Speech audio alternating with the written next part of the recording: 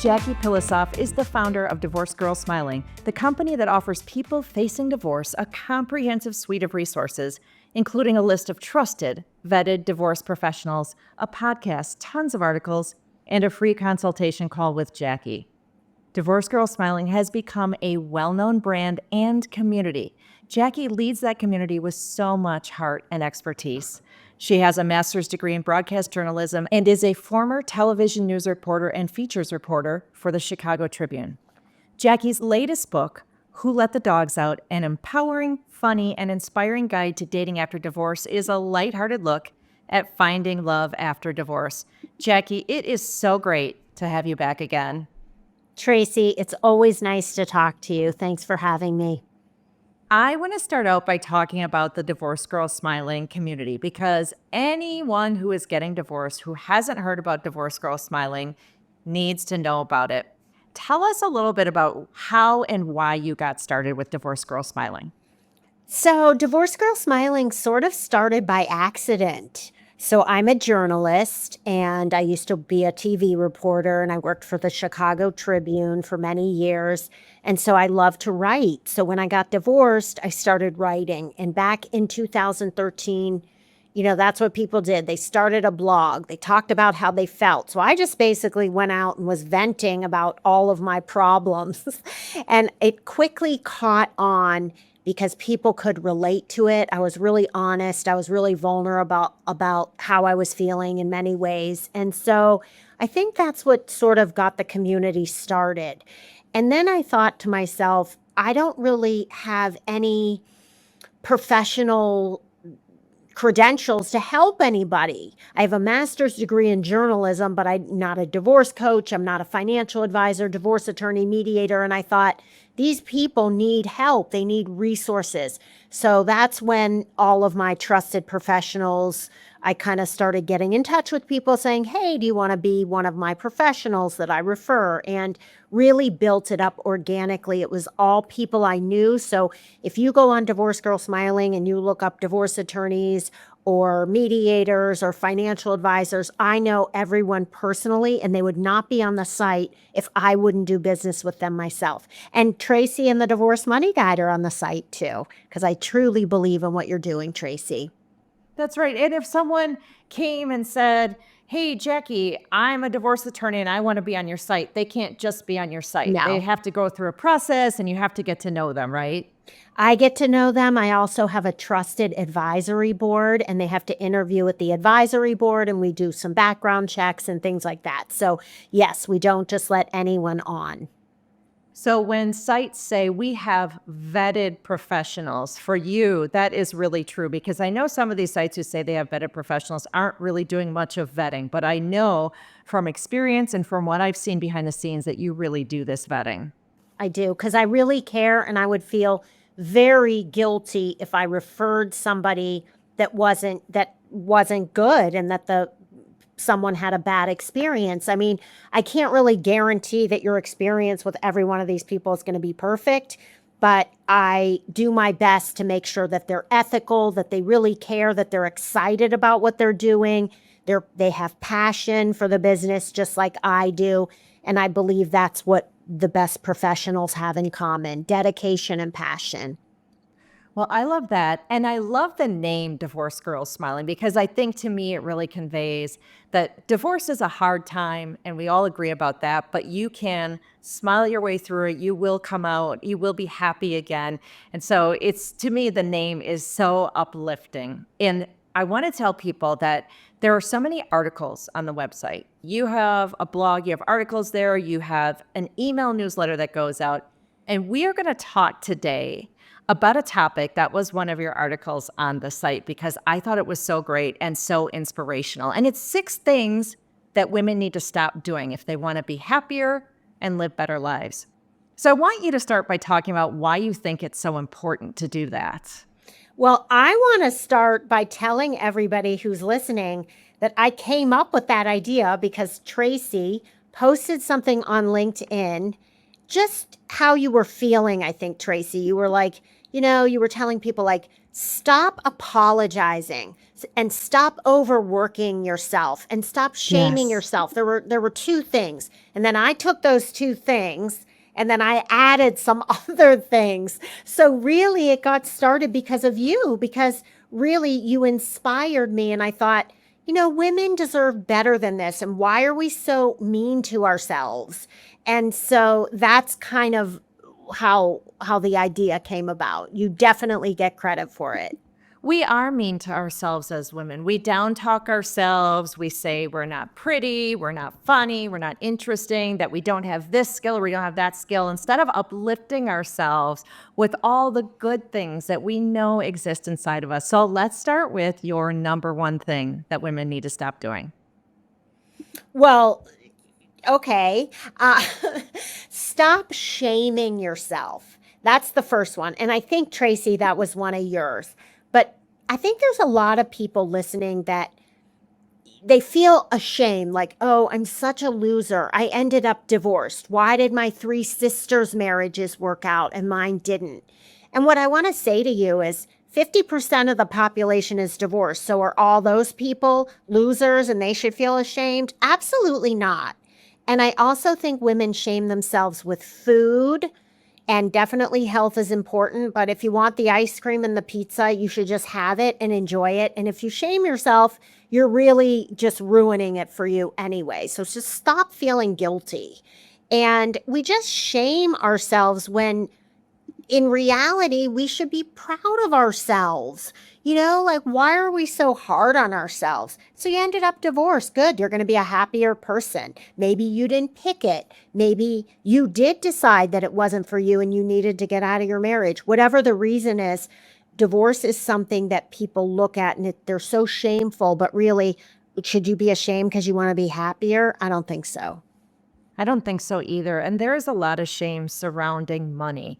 As women, we tend to send ourselves messages about money that are really negative. I'm not good with money. I make stupid decisions with money. I made a mistake with money. I'll never be good with my money. Or they shame themselves because they weren't involved with the money. And now they don't know where to start when they're getting divorced. They don't know where the money is, how much they have. And I just think it's so damaging to send those messages to ourselves. And Tracy, you hit it on the head because there are countless women who are so ashamed of themselves, and they shouldn't be, because they always let their husband handle the money and they never paid attention. They had a credit card. He paid it off. Half of them never paid bills. That's okay. That's just the way you structured your marriage.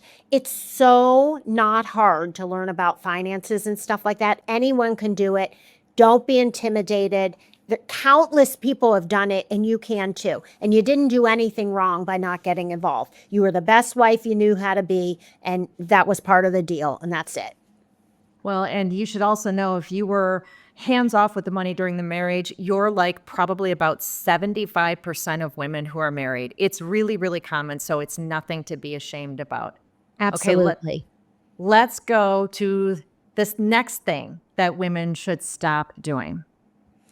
Stop apologizing. Stop saying, I'm so sorry. Stop apologizing for your political views. Stop apologizing because you can't get together with your girlfriends because you're working. Stop apologizing for anything. It just makes you look like you are feeling insecure. You know what I mean? Like, have confidence in yourself. Of course, apologize to someone if you were a jerk to them or whatever, but not apologizing is a sign of strength and confidence in yourself. And I'm going to give you one example that's like the perfect example. Instead of saying like, oh, I'm so sorry I was late for this meeting, just say, thank you so much for being patient with me. Let's get started. And so see the difference? Like, you don't have to be so sorry all the time. Why are we always apologizing? It feels a lot of times like it's another way to beat up on ourselves, to keep apologizing for things. One of Yes. the things that I learned is to stop saying, I'm sorry, but I can't do the thing. You know what? I just can't do the thing. I don't have to be sorry that I can't do it. And quite frankly, there are often times when I'm not sorry I can't do it. I'm too busy. doing the other things that I want to do. I see this a lot with women, especially if they have a high conflict ex when it comes to the children, and their high conflict ex is asking for a change of parenting time. And I'm not talking about the one off, but I'm talking about someone who's always asking for changes and always trying to put their way or the highway forward. And you're saying, I'm sorry, I can't change the schedule. You're not sorry. Don't apologize to the high conflict ex.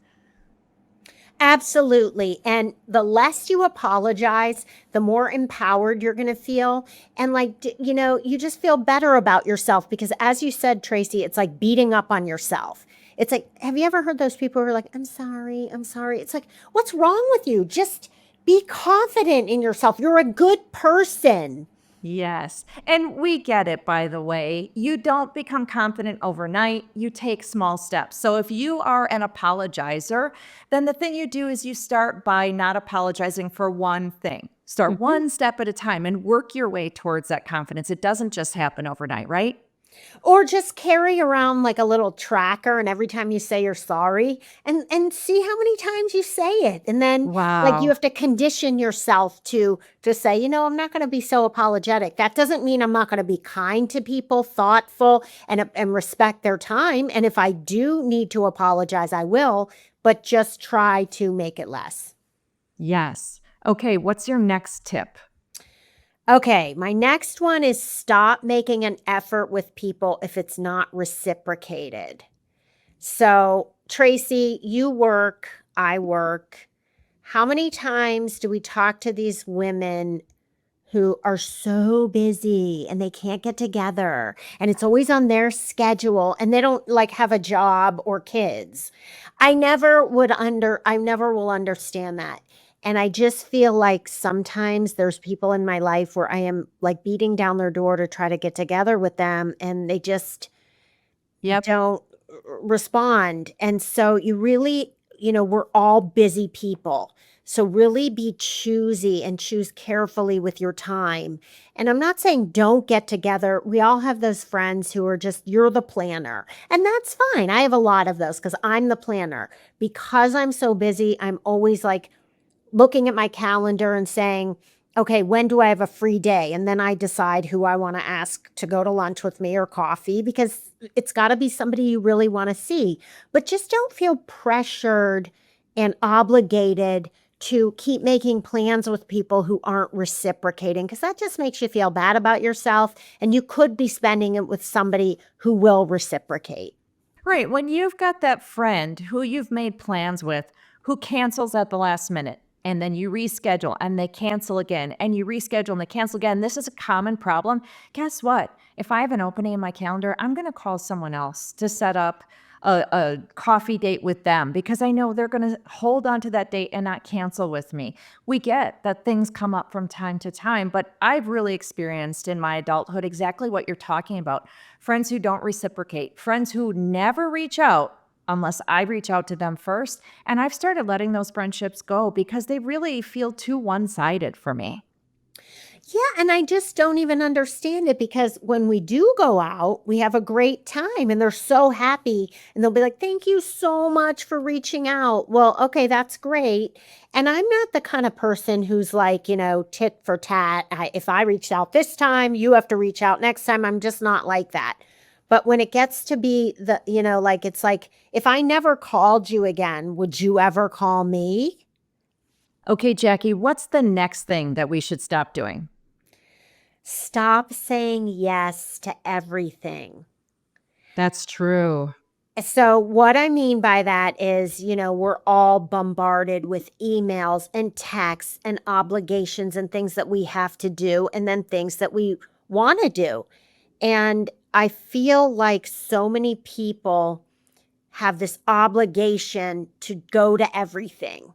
It's like the book club is going to live if you don't go to one of the meetings. They're all going to survive if you don't show up because maybe that night you have been out every night for 4 nights in a row and you just want to get in your pajamas and watch Netflix and sit there by yourself.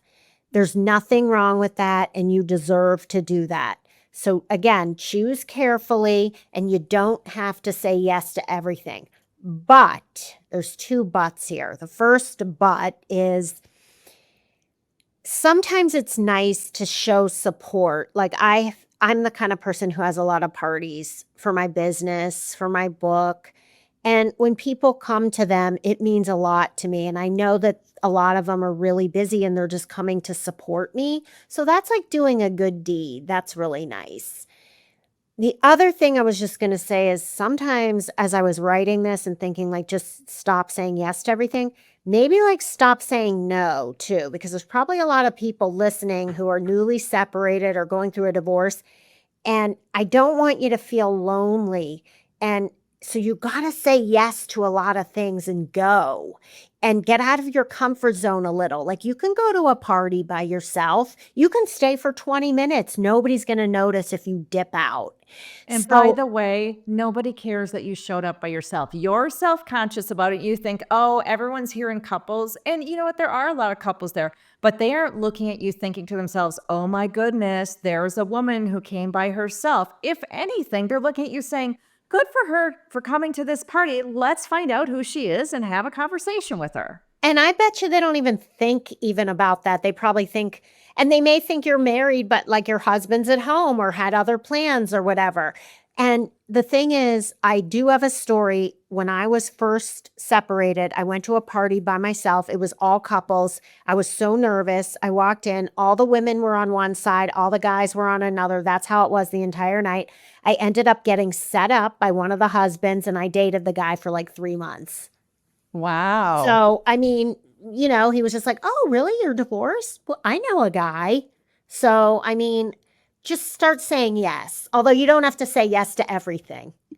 Okay, so I want to go back to the original concept of starting to say no a little bit more, right? So not everything is a good use of our time, and we don't have to feel obligated to everything. I use the PTO as a great example. You've been volunteering for the PTO for the last 10 years, and you've done the bake sales and the events and the fundraisers and all of the things, and you feel obligated to always say yes. Guess what? Time to step aside and let someone else step up and do the thing. And if you're saying to yourself, oh, well, gosh, the event won't go forward if I don't do it because no one's going to step up. You know what? Then maybe we need to not have the event one year and see what happens. Okay, I just thought of the funniest thing, Tracy. You're going to crack up. I was a Girl Scout leader for 2 years when my daughter was like in kindergarten and first grade.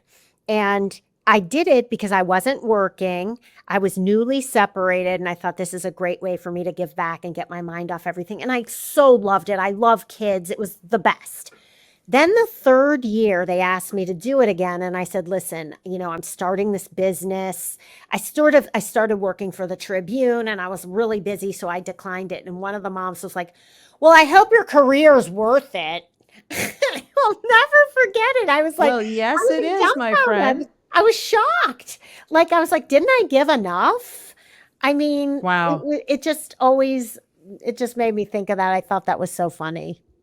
I have a personal belief that with volunteer opportunities, it's great to be involved for a year or two and then step aside and let new people keep cycling through, and let's all share the burden of the volunteer opportunities. So I'm a big fan of saying no. Okay, next tip. All right. Next tip is this is another one of Tracy's. Stop overworking yourself. And women do this, Tracy. I see it all the time. I am on my computer sometimes till 9 or 10 o'clock at night. I am then on my computer again at 5:30 or 6 in the morning. I never stop. I feel like if someone sends me an email, ooh, I better get back to them. Guess what? You have 48 hours to get back to someone. You don't have to get back to somebody in an hour. That's my rule, 48 hours. So the work is going to get done. But what you're missing out on is your life. You're missing out on resting so you can feel better. Doing things, taking a walk outside, or just doing things to reward yourself and to calm yourself down and give yourself a break so that you're fresher and that you appreciate things more. And so you're just happier and less on edge and get away from it. And I think women are so guilty of this. I know I am. I shouldn't even have been writing this because I do it. And but I do want to say the reason I do it is because I absolutely love what I do. And I'm a workaholic because I love it. I jump out of bed in the morning. I'm excited to start my work day. But what I'm saying is I am guilty of this. I need to take more breaks and more time for myself. Well, we are go, go, go all the time, and it does catch up with you. The studies have actually shown that downtime, like if you can take 24 hours without doing work, when you come back to your work, you're actually more efficient and more productive and more creative when you come back. So it's so important. Absolutely. And women also feel like they have to be perfect. Like everything has to be so perfect. I don't believe men think that about themselves. I think women are perfectionists and we just beat ourselves up way too much. So if you're sitting at your computer tonight and you're like, when should I break? When should I break? Just think about this conversation and break whenever you feel you need it. It's always going to be there in the morning for you. Okay, let's go to your last thing that women need to stop doing. This is the most important one. Stop saying I should have. Stop dwelling on things you did wrong. Regret is normal. We all have regrets, but it is so unproductive and there's nothing you can do about it now. So to dwell on it is unproductive and just puts you in a bad mood and causes stress. Nothing you can do. Move forward, always just live in the present and then look to the future, but also don't worry about the future. It's so true, especially during divorce. So many women are saying, why did I stay with him so long? Why did I marry him at all? And I think that it is healthy to have a short period of time where you're thinking about the choices you made and how you got to where you are, because we can learn something from that. But you have to think about it, acknowledge it, and then move forward and not dwell on it, just like Jackie said. And when you start dwelling on it, you can grab some cognitive therapy and say to yourself, I'm not going to do this to myself. It's not productive. Instead, I'm going to think about the date I have tonight or how cute my kid was in their play yesterday. Just make your mind go to something else because it's completely unproductive and doesn't help anything. Agreed. Let's talk about the services available through Divorce Girls Smiling. We already talked about those trusted, vetted experts. What about some of the other things that you have at the website? Oh, thank you. I have a podcast also called Divorced Girl Smiling, which Tracy has been on multiple times. I have articles about every subject under the sun. I've been doing this for 11 years, so I probably have thousands of articles. And people tell me like if they can't sleep, they'll go to the site, they'll just read a bunch of articles and it just makes them feel a lot better, which is my goal. And then I offer what's called the free consult where anybody can sign up for a time with me and I will sit and listen to your situation for 30 minutes. You can ask me questions. I will give you my opinion if you want it, and I will recommend trusted professionals who I think can help you because obviously I can't give legal advice or financial advice or any kind of advice, but I know a lot of wonderful people who can. I think a lot of women in divorce feel really overwhelmed at the beginning, and that consultation could be really valuable to them to sort of ground them a little bit, help give them a few of the key things to start thinking about at the beginning of it, and just set them on a really good path.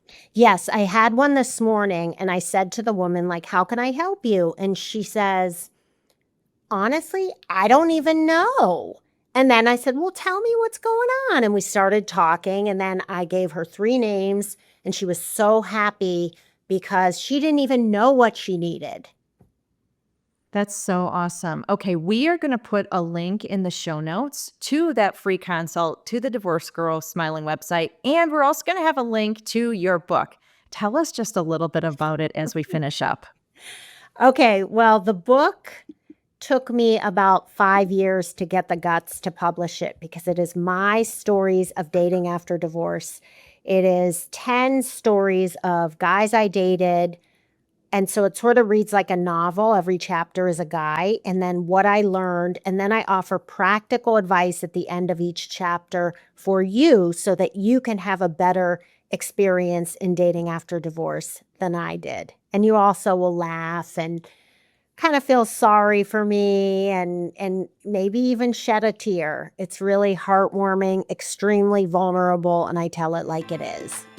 Jackie, thank you so much for being so generous with your time, for providing your expertise, and for creating Divorce Girls Smiling as a fabulous resource for women who are divorcing. Tracy, it is my pleasure. Thank you so much for having me.